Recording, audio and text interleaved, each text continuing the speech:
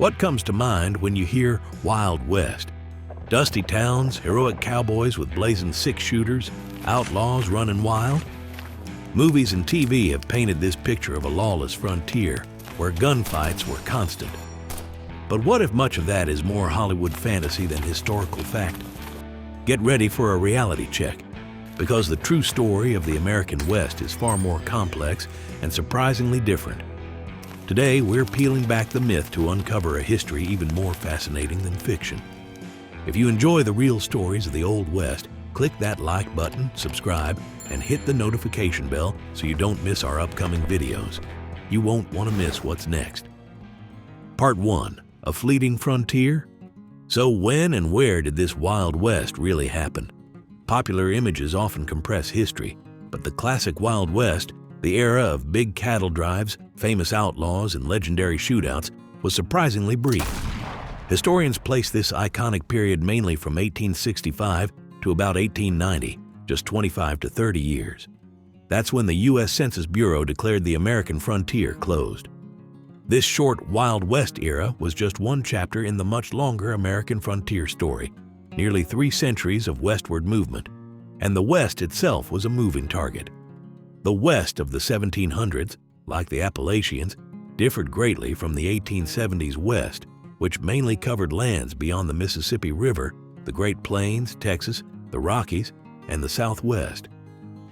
Understanding this brief time frame and shift in geography is the first step to understanding its true wildness. Part 2. Lawless lands or orderly towns? One of the biggest myths is constant Wild West violence, lawless towns and daily gunfights at high noon. Hollywood loves this, but historical records tell a shocking, different story. Many established Western towns were not chaotic cauldrons of mayhem. In fact, some studies suggest these towns often had lower murder rates than big eastern cities at the time, like New York or Boston. For instance, over a 15-year span, the 5 major Kansas cattle towns of Abilene, Caldwell, Dodge City, Ellsworth, and Wichita averaged only about 3 murders per year combined.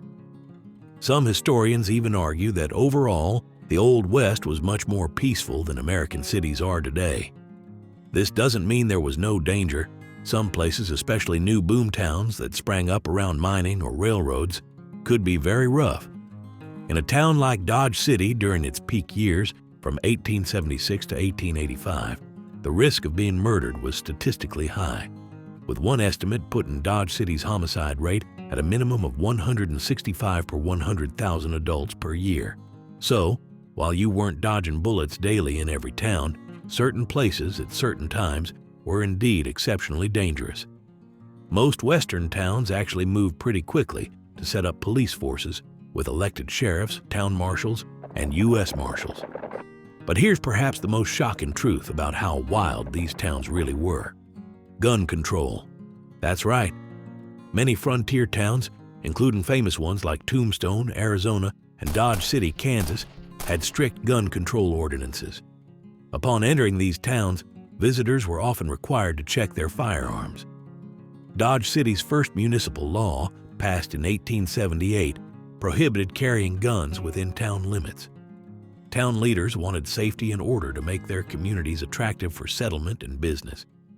This desire for peace and stability, even in the heart of the so-called Wild West, is a far cry from the chaotic image we usually see. Part 3.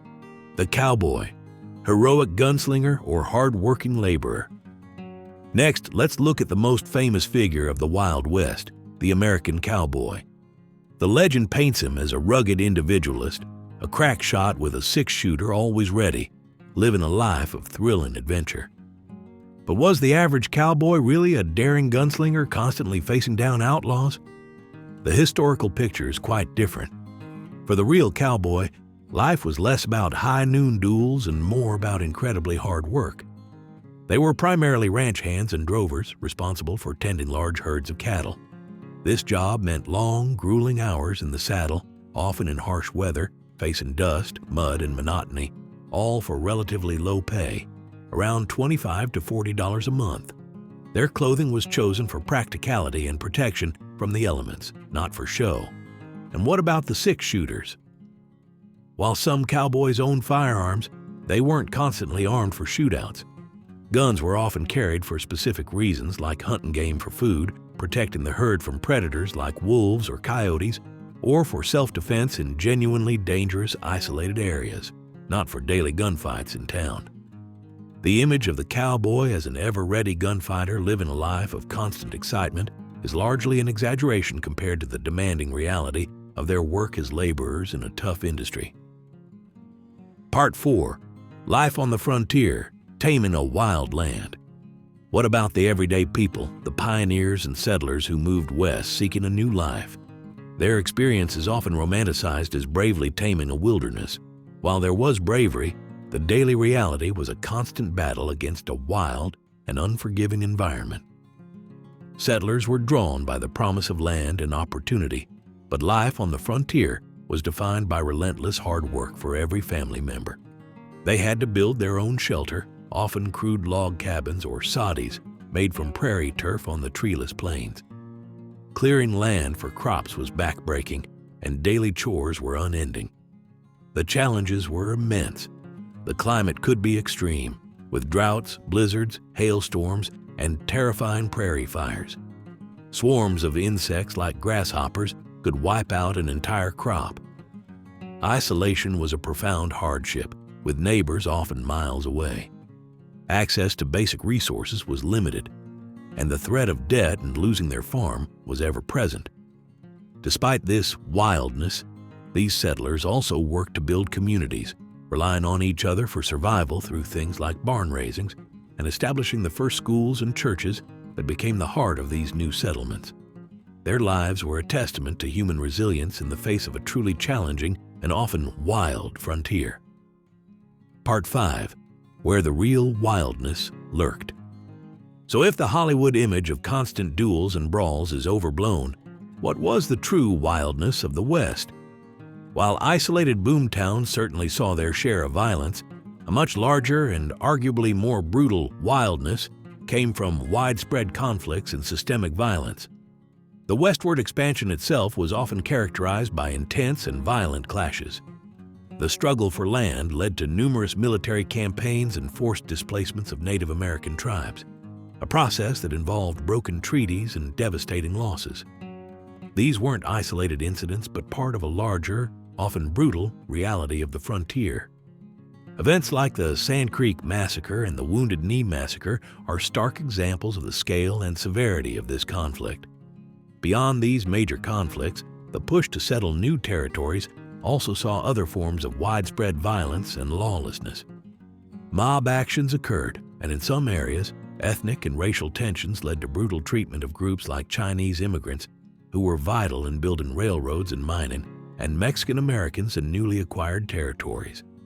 This level of large-scale conflict and social upheaval represented a profound wildness, a dangerous and often ruthless struggle for control and resources that shaped the era far more than isolated gunfights. Part 6. How Hollywood Hijacked History. If reality was so different, how did the myth of the super Wild West become so powerful? It was actively built. First came dime novels, cheap, mass-produced adventure pamphlets wildly popular in the late 1800s. They took real figures like Buffalo Bill Cody, Wild Bill Hickok, and outlaws like Jesse James, spinning highly exaggerated, thrilling tales packed with shootouts and daring escapes. These created a romantic, often chaotic, and widely loved image, even if inaccurate. Then, Buffalo Bill Cody's Wild West show, starting in 1883, became a global sensation. It featured real cowboys, Native American performers, skilled sharpshooters like Annie Oakley, and dramatic reenactments of bison hunts, stagecoach robberies, and famous battles. His show brought dime novel myths to life, presenting an adventurous, heroic West that profoundly shaped public perception. Hollywood sealed the deal. Early Western movies eagerly adopted these themes, archetypes, and characters. Actors like John Wayne embodied the rugged, self-reliant cowboy hero, navigating a landscape of opportunity and danger. These films offered escape and clear good versus evil narratives that resonated deeply, especially as America industrialized and urbanized. So, dime novels, Wild West shows and Hollywood movies created and cemented the legendary Wild West that still captivates our imagination, often overshadowing the more complex true story. So, was the Wild West really that wild? The shocking reality? Yes, in some ways, but often not as the movies depict. The classic gunslinger era was short. Many towns actively pursued order, some even with strict gun control, a far cry from constant chaos, though certain boomtowns were undeniably dangerous. The cowboy's life was more about hard labor than endless gunfights. The frontier presented a wild challenge through its harsh environment and the difficulties of settlement. And perhaps the most significant wildness lay in large-scale conflicts and the often brutal process of expansion rather than just individual outlawry. The real American West was a land of deep contrast. The romantic myth is powerful, but the surprising facts offer a richer, truer story. Thanks for joining us. What part of the Wild West myth surprised you most? Let us know in the comments. And don't forget to like and subscribe for more history.